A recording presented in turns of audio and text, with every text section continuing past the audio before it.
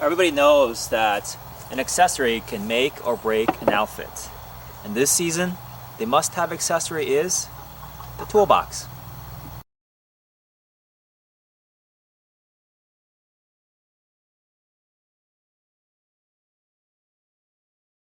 Hello everybody, this week's project is a special one because there are at least 23 other content creators on YouTube who are participating in the Scrap Bin Challenge 2014.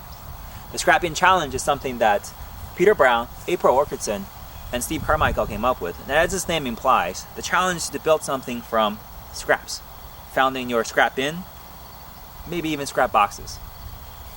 So, be sure to check the description for links to all the other participants of Scrap Bin Challenge 2014. And for me, I made this box.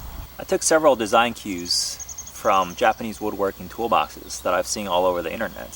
One is this little side drawer. Another is this sliding locking mechanism for the lid. The handle here is just wedged in. So let me show you how I made this.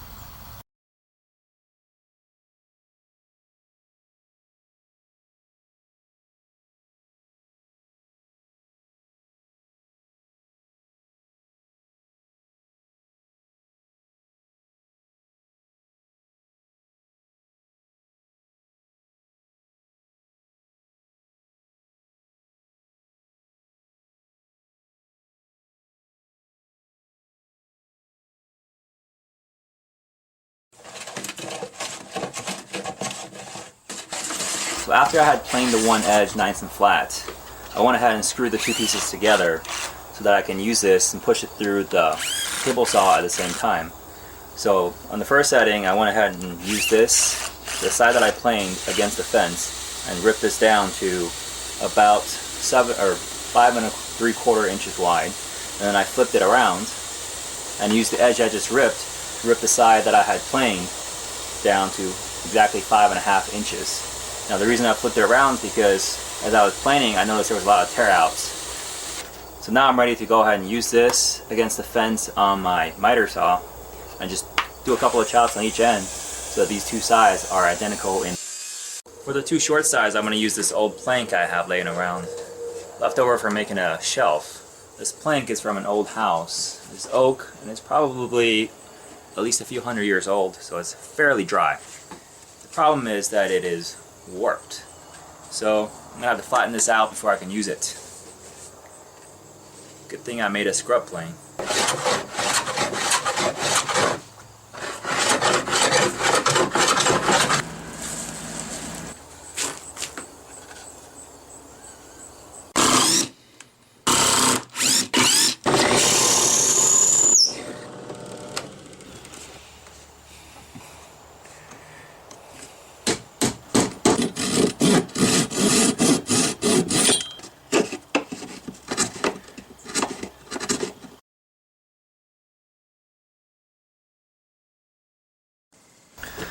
So I decided to make some drawers onto here, and I've cut off a slice of the one end.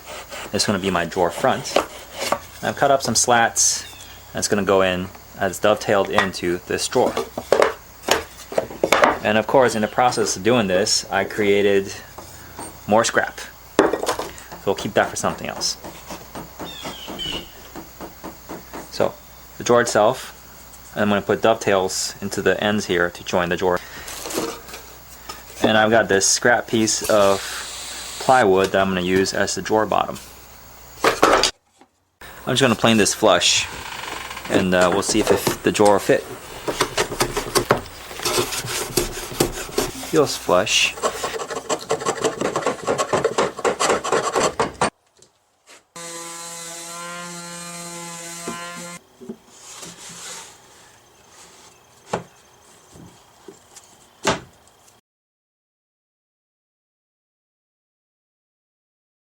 So in this case, I'm going to use a mitered dovetail. So if we look, there's the dovetail here, and there's the pin on this side. But the edges, the corners here are mitered,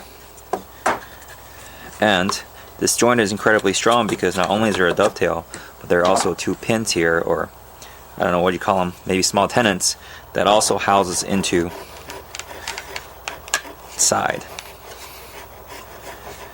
Now the miter joint has another advantage, that I can make this groove, and that groove doesn't show up on the outside because this is actually going to be a part of the toolbox that comes on and off all the time.